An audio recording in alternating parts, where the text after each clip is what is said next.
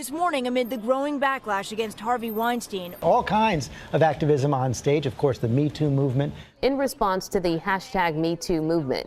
But the Me Too and Time's Up movements. Now more than 65 women have come forward. So millions of people have come out posting Me Too. I applaud them all. I think it's brave, and I think it's important to speak out and not be shamed by anyone.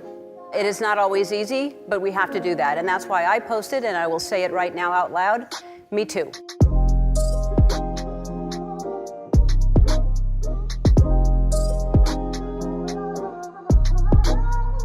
Walking down the street or when I'm taking public transportation, I know that I'm being objectified. I can see it in the way that people look at me, in the way that they approach me, when they try to talk to me and they feel like they're owed an answer or an explanation for who I am and what I'm doing. As sad as it is to say, I feel like over time I have grown comfortable in this, even knowing that it is unsafe. I've just become so numb to it because it's part of my daily existence. One time I was at Power BART and I was walking through the BART station and this young teenager, probably black boy, grabbed my hair as I was walking past. And that really broke my heart because it just felt like this 15, 16-year-old boy already believes that he's entitled to touch me in my space and he feels entitled to my body. And it made me feel really enraged. We're teaching people at a really young age how to interact with each other, and it doesn't feel like we're doing it the right way. One thing is just like walking down the street, people honking. Other thing I was thinking about is an experience. See, what did we hear them say? Yeah.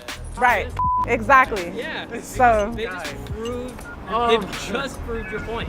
Anyway, so stuff like that. Like there's nothing that I'm doing that's particularly pulling in that attention. It's just that I have a female body, I'm presenting as female, I'm here. So I think the Me Too and the Time's Up movements are really powerful.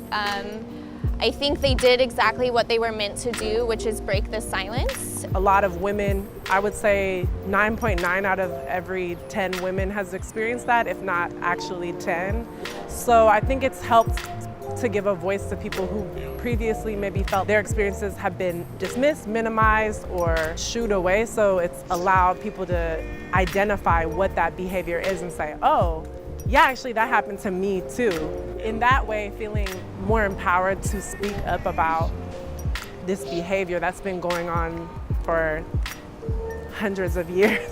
I definitely support and stand behind the Me Too movement, but I would like to see it infiltrate our political systems, our police departments, corporate America, the music industry, and I think that there's a disconnect a little bit right now between what we're seeing in media and what's happening in our everyday lives and in our workplaces and with our own communities. And I don't think the Me Too movement has gotten there yet, but I feel that maybe it could get there pretty soon. Part of me was really happy that the national conversation was kind of catching up to this work that women and activists have been doing for the last 40 years.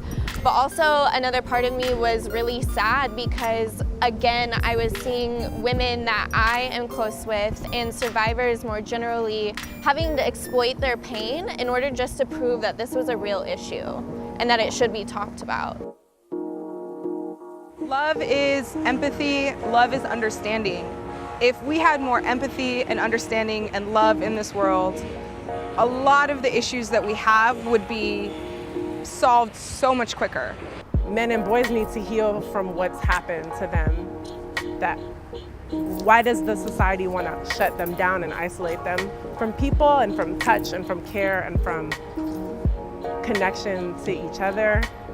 Some of the things that I hear my youth saying in the youth program is that their phones will be blown up with texts or calls if they're not answering right away from their partner, wanting to know where they're at. And they think that's love, and in reality, that is controlling behavior. Somewhere down the line, if these behaviors continue to escalate, it's like when you look back, it's like, well, that was a red flag for these controlling, manipulative, aggressive behaviors that as a society and media has told us that these things are okay. Loving someone means asking them how they want to be loved and how they should receive that love. And if more relationships started with that conversation, I think a lot less people would get hurt.